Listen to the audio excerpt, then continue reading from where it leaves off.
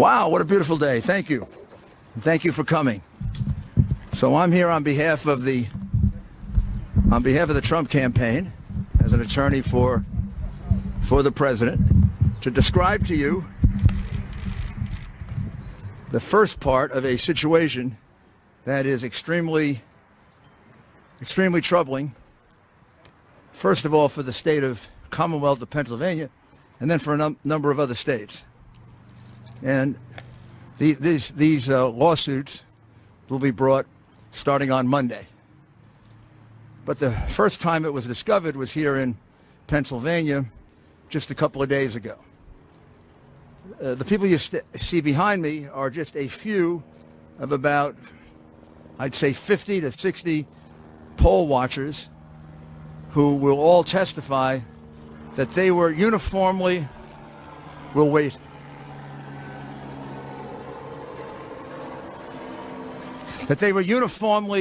deprived of their right to inspect any single part of the mail-in ballots.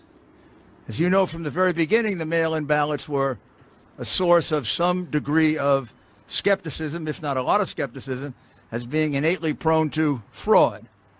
The New York Times had written that 10 years ago under other circumstances, but of course changed their mind once it was a situation involving President Trump. Congresswoman Jordan, in her vast and compendious review of various forms of voter fraud, cited mail-in ballots as the most prone to fraud. With all that, you would have expected there'd be a high degree of security and a high degree of inspection that would be provided for mail-in ballots. Instead, in the wisdom of the officials, Democrat officials here in a city that's been Democrat for 60 years and has a very long history of voter fraud, documented history of voter fraud, instead of going to a high degree of care to allow inspections of the mail-in ballots, there was no inspection of a single mail-in ballot. Those mail-in ballots could have been for anybody. Those mail-in ballots could have been for anybody they wrote in. Those mail-in ballots could have been written the day before by the Democratic Party hacks that were all over the convention center. What I'm saying to you is not a single one was inspected, as the law required. Even when a court order was obtained to allow the Republican inspectors to get 6 feet closer, they moved the people counting the ballots 6 further feet away. It's really simple. If you have nothing to hide with these mail-in ballots, you allow inspection. I mean, this is common knowledge, common practice in the examination of absentee ballots, which happens all the time. You take out the absentee ballot, you open it up, the Republican looks at it, the Democrat looks at it. If nobody objects, you put it in the pile. If either objects, you put it aside.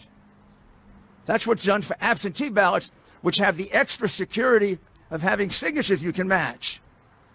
Here, which is a much more insecure method of voting, no Republican got a chance to look at that ballot. Some of the ballots you will see looked suspicious. From very far away, they look like same pen, possibly same handwriting. We can't say that because we never got to see it. Now, you're also going to find that way across, on the other side of the state, there is a similar situation in Pittsburgh involving 300,000 ballots that were uninspected, unreviewed, not observed by a single Republican. Not a single one. It's got to be a pattern. As a friend of mine says, I don't believe in conspiracies, but I also don't believe in coincidences. Kind of funny that all Republicans were rejected here and all Republicans were rejected in Pittsburgh, and it amounts to about, just about the 700,000 votes that President Trump was ahead by 2 days ago that disappeared.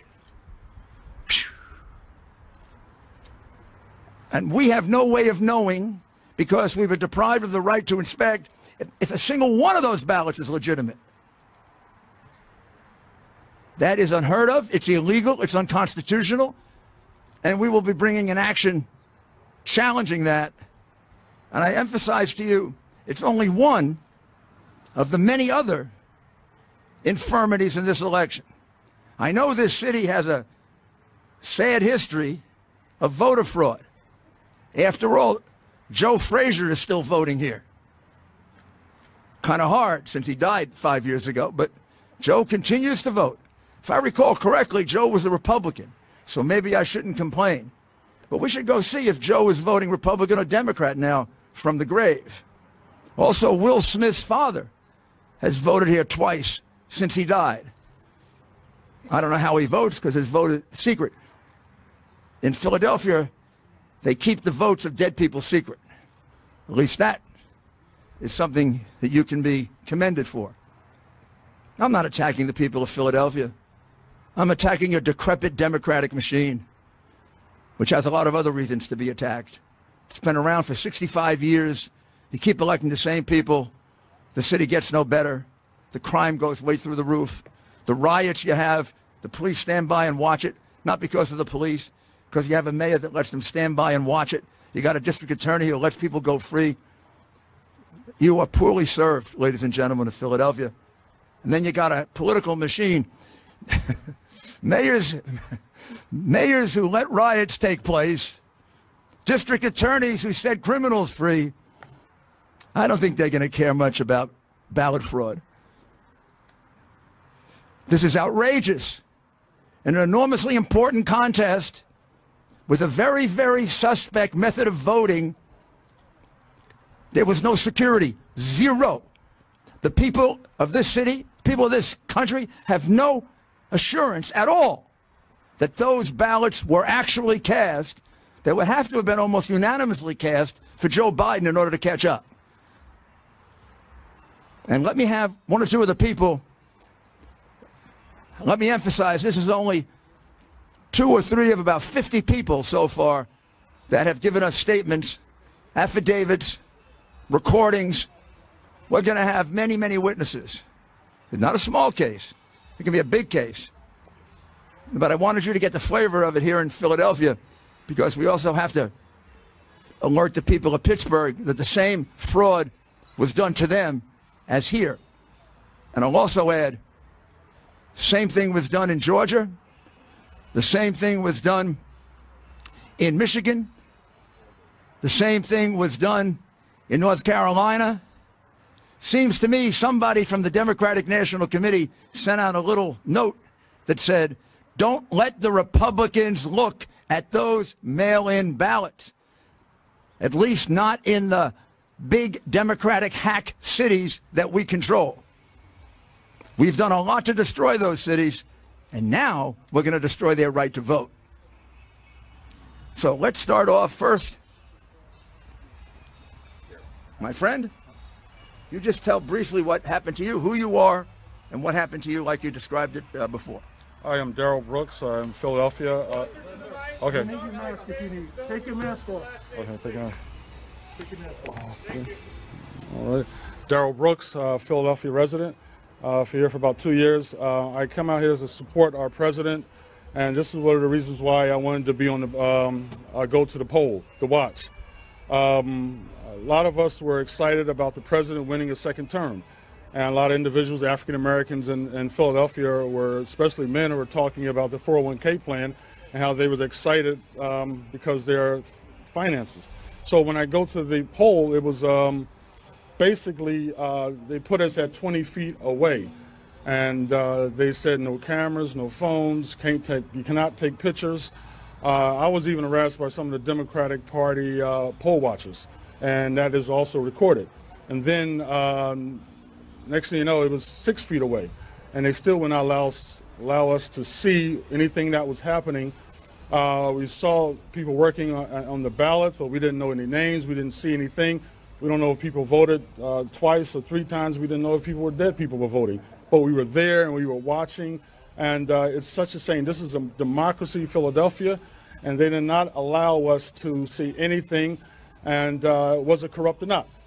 But give us the opportunity as poll watchers to view all the documents, all the ballots. And listen, you know, we just want a fair election. And we viewed that it was not fair at all. It was not fair to allow us to, you could allow us to look at the ballots, some ballots, but nothing. It was, we were kept away from everything. Thank you.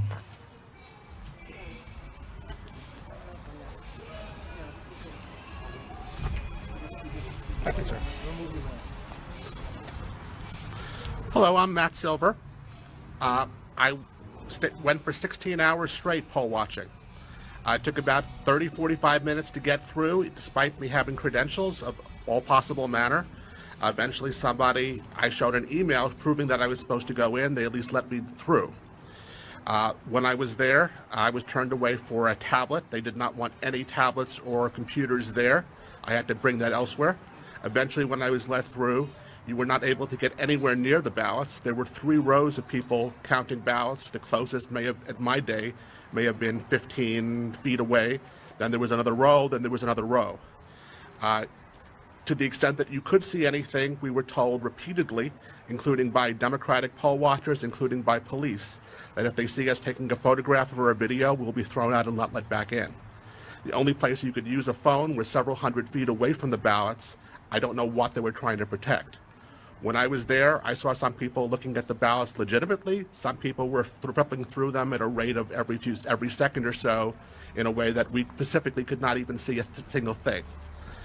To the extent that you could see a thing in certain boxes, I saw they seemed to be, at least certain boxes, seemed to be in the same unusual pen and seemed to have very similar handwriting. Some boxes were normal, some boxes were like that. When they finished with going through boxes, they put them in the very, very back of the room where you couldn't see a thing hundreds of feet away. Then they put supposedly the same boxes, I can't tell if they are or are not, through separate machines where they stripped the ballots, the outer casing with people's signatures, to the privacy ballot. At that point, the actual signatures are completely separate from the privacy ballot, and they'll never be able to be tracked back. What I saw was disturbing, and the process seemed to be specifically so we could not observe, and also so we could not challenge. The only way to challenge something was to call an individual called Seth, who was in the back of the room, who could speak to people. And again, they were very worried about photographs and videos.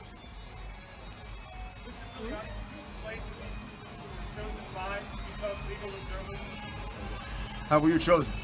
I was asked both by my local ward and the Republican National Lawyers Association. I responded to both. I was willing to do so. There was some type of vetting process, including my bar number and I guess my credentials, and then I was accepted. And you're an attorney, right? I am an attorney. Where did you file a complaint initially? When you saw this behavior happening, who did you go to? I asked the individuals in the group who were the most senior, and again, We'll take questions later. When you moved 6 feet closer, as far as you knew, was that based on a court order? I assume it was a court order. In no case was I closer than 15 feet to anyone counting. Did they move 6 feet further away? The closest row for me was 15, 20 feet away. Then there was another row 15, 20 feet beyond that counting, then another 15, 20 beyond that. The only thing I could see at all was the row closest to me.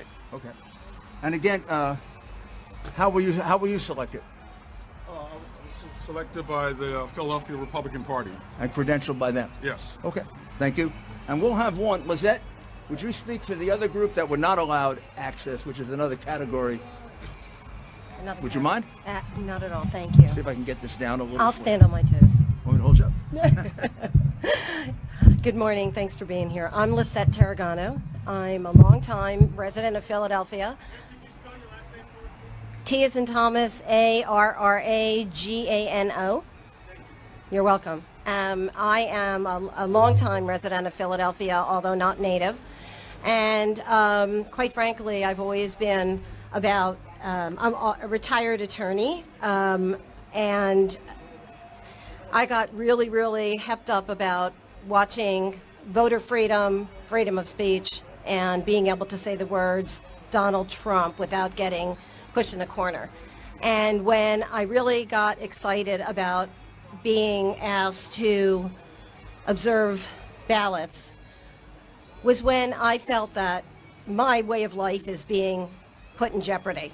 The American way of life being put down for things I say, who I like, and it's not fair. I'm the child and granddaughter of both Holocaust victims and survivors, and I'm the daughter of a World War II veteran and who fought for and or ran away from horrible, horrible times where people are repressed and sent away. And what I noticed when I was brought in to be a poll watcher, I was never brought in, actually. I never got past the first identification stage. They kept saying that mine, as well as 5 or 6 other Republicans, their names hadn't been entered into the system.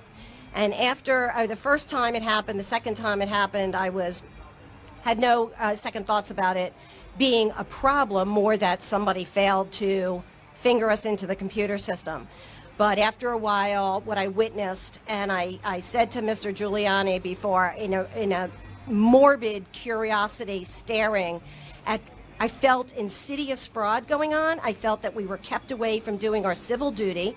That was everybody on both parties should be upset about. This is horrible. We're being restricted. We're being restrained. And I see this nothing as the insidious nature of the Philadelphia and Pennsylvania governments who are keeping us away from doing what we were meant to do. Thank you. Thank you. Was that the other 1, 2, 3?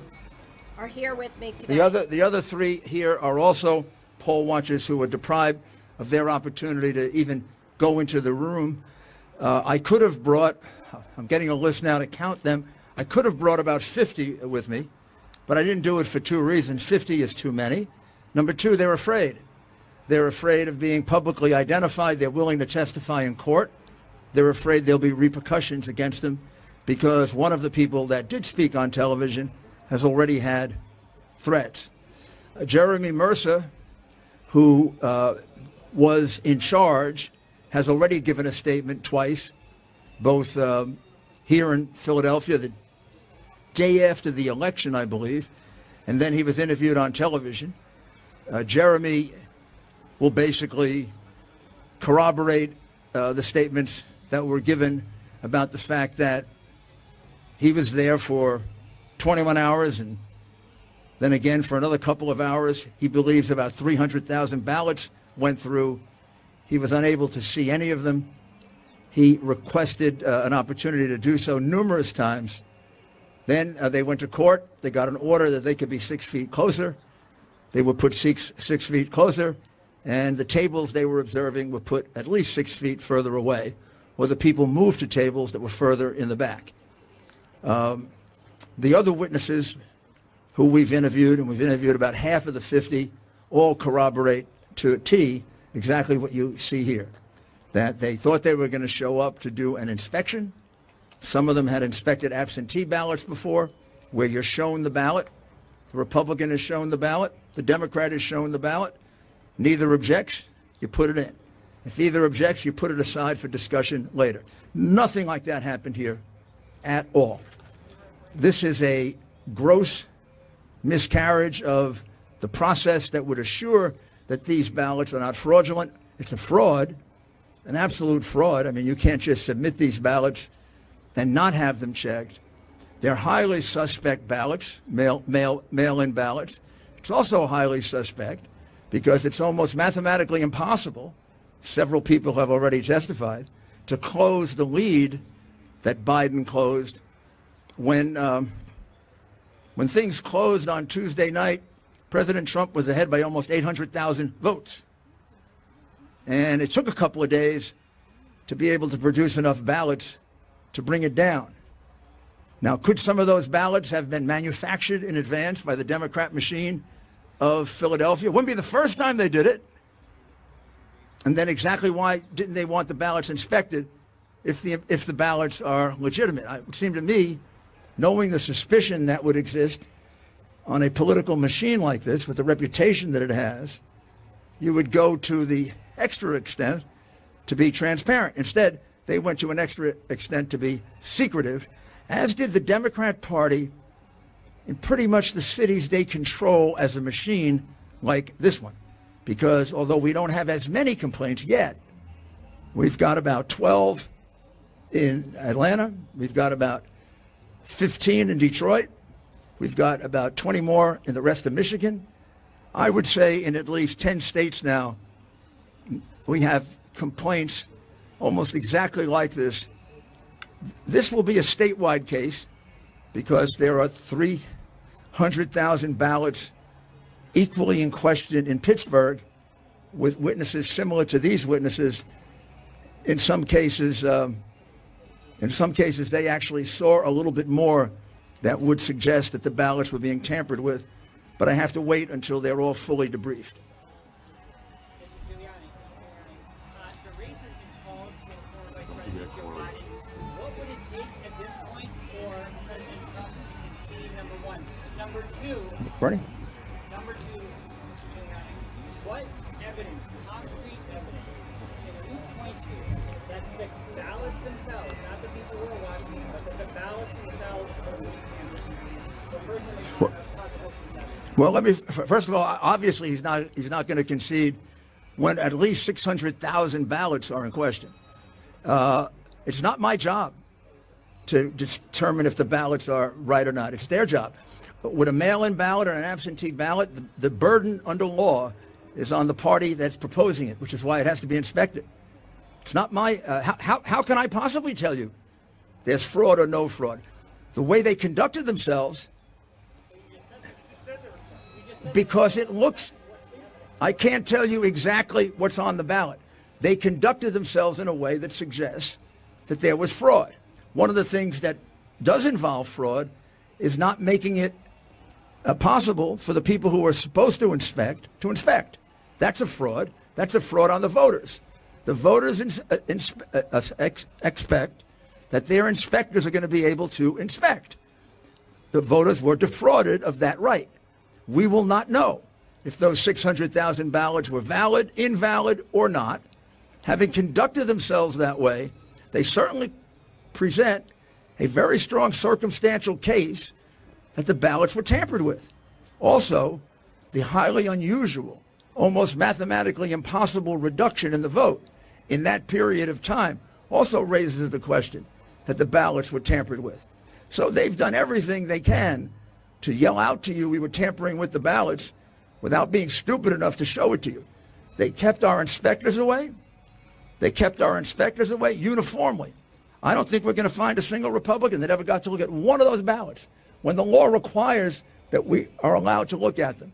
They did it here, and they did it in Pittsburgh. That can't be a coincidence. How do they figure out in Pittsburgh they should do the same thing that happened here? And they didn't do it in other places. I'm sorry. I'm going to ask Corey Lewandowski to explain his experience. You're a lawyer. You're a well-known lawyer. You're the president's lawyer. Now, I said I'm going to have... Well, I appreciate you being here today. Let me just give you one concrete example, not anecdotal, but concrete example of what we believe to be valid voter fraud in the state of Pennsylvania. I draw your attention to an obituary listed for one Denise Ondish in Allegheny County, born 9/10/1946, deceased 10/22/2020. Her application to vote was received on 10/23, the day after she died. It was then mailed by the county back to her on 10/24/2020, 2 days after she had legally passed away. And the ballot was then received back at the county office on November 2nd, 2020. And when you go to the Secretary of State's website today, it says that she voted in this election effective November 2nd, 2020, a full 9 days after Miss Ondish of Allegheny County passed away. This is not, excuse me, this is not empirical, this is not anecdotal. This is hard evidence, and if you do your jobs from the media, I'm sure you'll find additional examples, and this will be one of many that we will be filing with the court. Thank you very much. Also, when you say that there's no evidence, the people standing behind me are called witnesses. they will eventually, soon hopefully, appear in court and give this testimony, because we're going to file a federal lawsuit that will cover here and Pittsburgh, and we will have as many witnesses as the court needs. Right now, it could be as many as 90 witnesses. That's called evidence that there was a uniform deprivation of the right to inspect, which constitutes a fraud on the people of Pennsylvania, constitutes a fraud on all legitimate voters. Any illegitimate vote cancels a legitimate vote. And the burden of proof as to whether it's a legitimate ballot or not when it's a mail-in ballot is on the person proposing the ballot, because there's no other way to justify it. Well, they made it impossible to view those ballots, and there can be only one conclusion as to why you would make it so impossible. Because many, many of them were fraudulent. And you just don't lose leads like that without corruption. And you're in a city in which voter fraud is professional. It's not just amateur. Some places may be amateurs at voter fraud. Philadelphia is a professional place for voter fraud because you have a decrepit Democrat machine that you have had in power for 60 years, and it's the reason why you have voter fraud. It's the reason why you have so much crime. It's the reason why you're leading the country in some categories of crime, because these people are not helping the people of Philadelphia. Their loyalty is to the Democrat Party. Oh, please, please. I'll answer 3 questions, one at a time.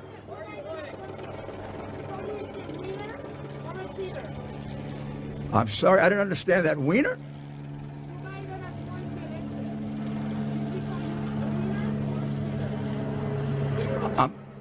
Who is a winner or a cheater?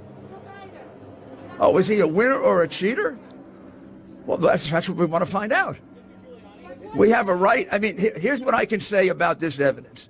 This evidence is overpowering in that it suggests we need a very, very detailed hearing. We have to find out exactly how many ballots are implicated, how many ballots were not inspected. The estimates I have so far, but we haven't finished this investigation, is there was about 150 to 200,000 ballots here and about 300,000 ballots in Pittsburgh. It may be more, it may be less. Now that's very serious, because the margin of victory after being behind by 800,000 was only about 40,000. And it's a little odd that every vote from Tuesday on was all for the one candidate. There's also a very strange thing that happened, which will be part of our case. At some point during the process, when the lead of President Trump reduced from something like 50,000 to 30,000, at the time it was at 50,000, 94% of the vote had been cast. And when we got to 30,000, it was only 90% of the vote cast. Now, I can get experts to tell you how that happens. That happens because, think about it, you increase the denominator. What do you increase the denominator with? New ballots. Nobody was informed of new ballots, unless people were writing them up. This will be a very, very strong case. And I know you won't accept it because of your hateful biases, but let's see if you can try thinking rationally.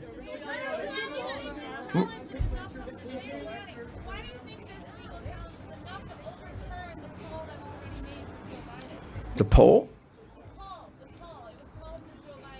Because they don't decide the election. The call for Joe Biden is it? Who was it called by? Oh my goodness, all the networks. Wow. All the networks.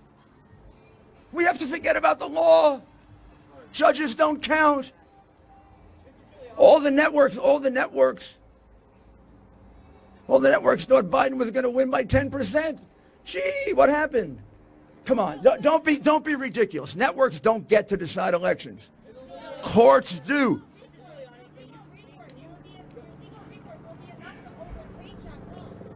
Of course, courts set aside elections when they're illegal. In this particular case, I don't know if there's enough evidence to set aside the entire election. Certainly not around the country, maybe in Pennsylvania. However, there certainly is enough evidence to disqualify a certain number of ballots, the ballots that were not properly inspected should be thrown out. And that number of ballots should be taken out of the count. That could affect the election. Shh. Shh. I can't hear two people at once. I'm sorry. Ballots that came in that were postmarked on Tuesday would arrive at the Board of Elections office on Wednesday, Thursday. That's a whole new issue. That's a whole new issue that we're just developing. Seems to be a significant number of ballots, and there seems to be a significant number of, I shouldn't say significant, there seems to be 3 or 4 very credible witnesses that there was backdating going on, and there are direct witnesses for that, but I'm sure you'll call that not evidence. Not you, the general mob. Can you just speak to the legal process that you're preparing? Sure. You're filing a lawsuit. Yes. I imagine in state court. Yes. Can you walk us through, that process for us laymen who? Sure. Simple. Are you expecting us to go to the Supreme Court? I'll let you take it from there. Thank you, sir. I can be a law professor. The case that we would file, many cases are going to be filed, some big, some small. This is going to be eventually a big case because it will go beyond Pennsylvania. But right now, the case is a civil rights case. It'll be filed in federal court. I'm sorry. It'll be filed in federal court. You could file it here or Pittsburgh. That'll be the choice of our lawyer who's looking at it now. Since there seem to be more cases in Pittsburgh than here right now, I would guess it would be filed in Pittsburgh, but it would affect both jurisdictions. And what the case alleges is very simply that President Trump's campaign was denied its right to a fair count, which is a deprivation of civil rights. And if that's the case, the court has a wide range of what are called equitable remedies. Equitable remedies could include depriving that jurisdiction of a certain number of votes, equal to the number of votes that are proved to be not inspected properly. It could be to set aside an election, but that could be one of the things we asked for, but I think that if you set aside the votes, you would probably remedy the wrong that was done here. Now, it could turn out as we go beyond Pittsburgh and we go beyond Philadelphia, and we have a little bit of evidence elsewhere in another Democratic part of the state that the same thing was going on, that it might spread to there. Where I do see it spreading, however, is sometime next week, unless I'm wrong, I think there'll be a similar case in Atlanta where similar things were going on. Republican inspectors showed up. They expected to inspect, right, like they do for absentee ballots, and they were uniformly kept out. They got to see nothing. And remember, Atlanta had to do the same thing you had to do. They had to catch Biden up because on election night he had lost. And he was down by a very good margin with only 85% to go. Something very similar happened in Michigan, Wisconsin, can't say Arizona, but in almost every state where President Trump had a lead going into the end of election night, some of the leads looking almost mathematically impossible to undo with the 5%, 10%, 20% of the vote. In almost all of those, this practice was followed. And I'm right now trying to find, did we get to see any ballots that were used for that purpose? If that's the case, then we have a massive nationwide lawsuit. So it could affect more than one state.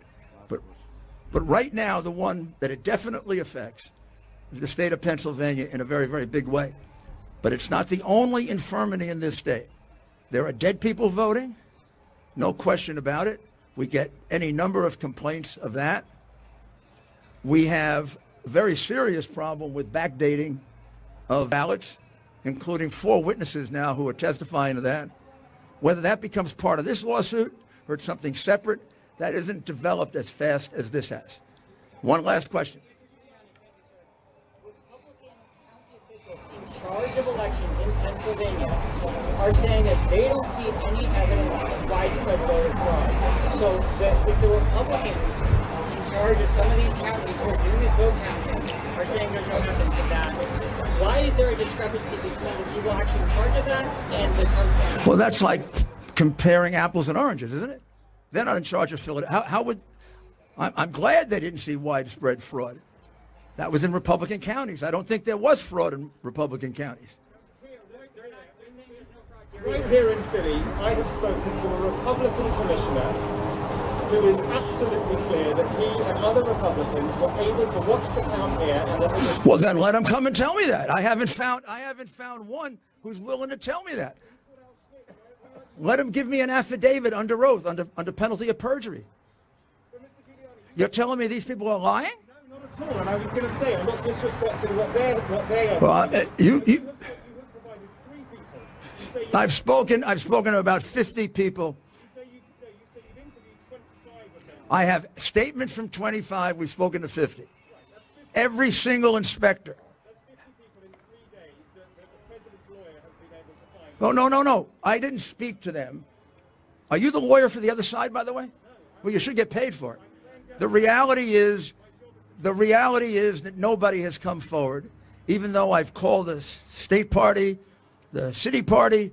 I've asked, is there anyone that wants to come forward and say that there's anything unusual about the man in charge of this whole process, who watched the whole thing, has already come forward and given us a signed statement that no one got a chance to inspect. Now, unless this man had a secret opportunity to do it, there was one person in charge of all these people. He was there constantly for both days. Not a single Republican got a chance to view a single ballot. Now, if we got to view 10 or 12, well, then we'll reduce our number from 120,000 to 110,000.